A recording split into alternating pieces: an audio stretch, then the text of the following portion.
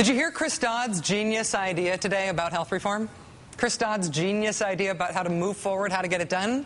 He said, and I'm quoting here, let's take a breather for a month, 6 weeks.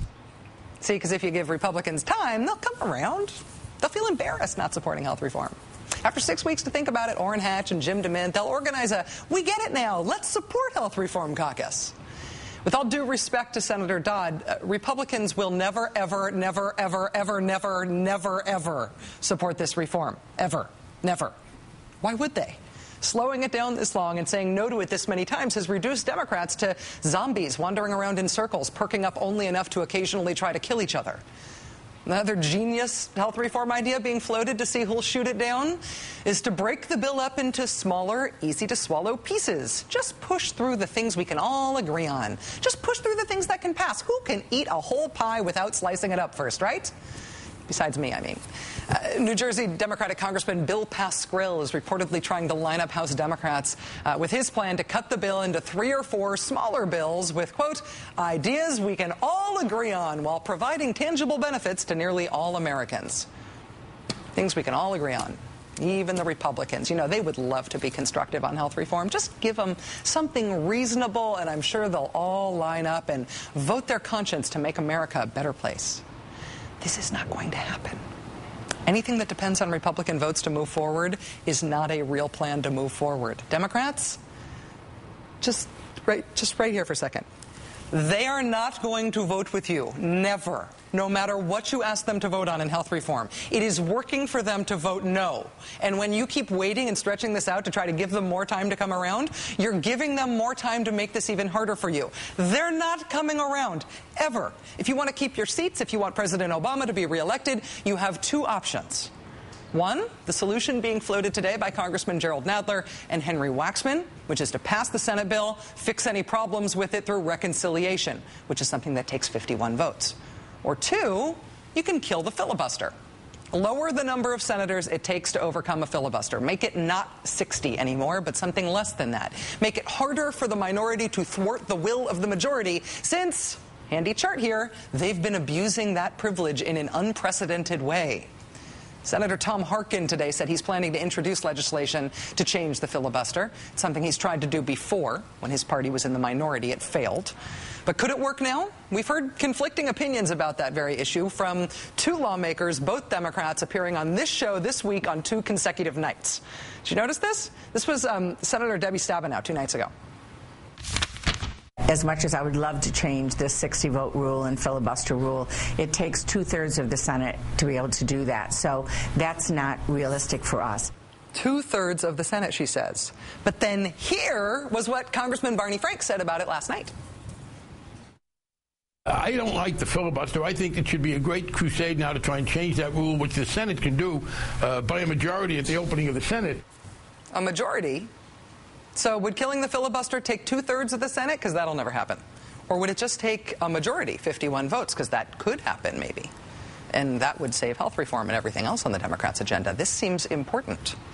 Joining us now is Tim Noah, senior writer at Slate.com. He's written extensively about the filibuster and long since called for its abolition, even when a different party controlled the Senate.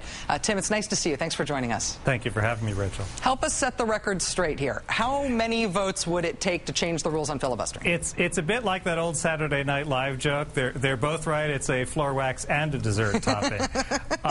They are both right. Under the current rules, it requires 67 votes, which is more votes than you need to actually kill a filibuster.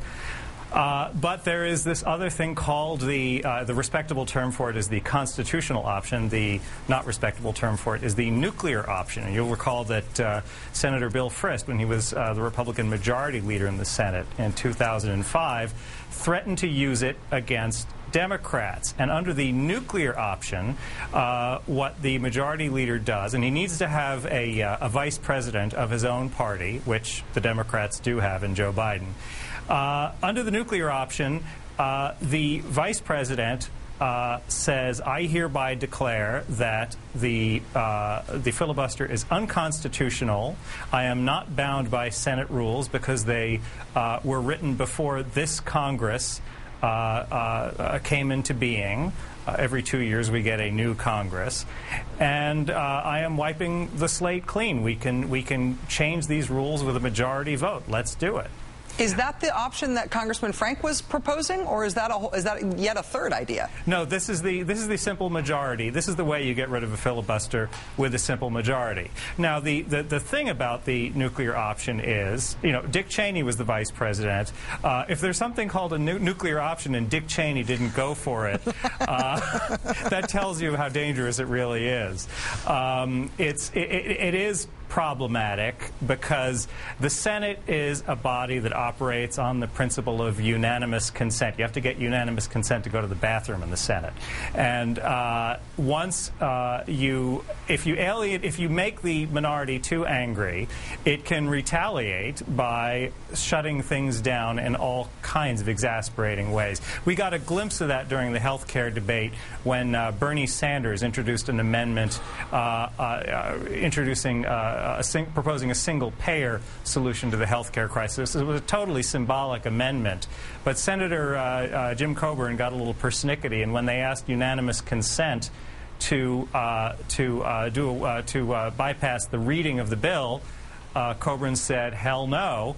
And they had to read this, multiple hundred-page bill until finally Sanders gave up and withdrew his amendment. That could be life on a day-to-day basis if the nuclear option were deployed. But threatening to use the nuclear option, on the other hand, can have the effect of scaring the other side. Well, yeah, I mean, the reason we all know the term nuclear option, at least those of us who are over age 5, is because in 2005, the Republicans really did threaten to do it, and Democrats were so skeeved out about the idea that they gave Republicans a ton of concessions. I mean, that's essentially how George Bush got all his judicial nominees through. The Democrats really believed, at least they acted like they believed, it was possible, it could be done, and that they would be really out of luck if it happened when they were in the minority. How can that be the same party that's now saying, oh, it's impossible, you can't really do that? It's the central problem of game theory. How do you convince the other side that you are so crazy that you're willing to bring the ceiling down on everybody? But they did a not bad job with it, and I think the Democrats need to experiment with this technique. Tim Noah, senior writer at Slate.com, who has done a lot to do some of the best expository writing about this inane, crazy rule. Thank you very much for joining us, Tim. I really appreciate it. Thank you, Rachel.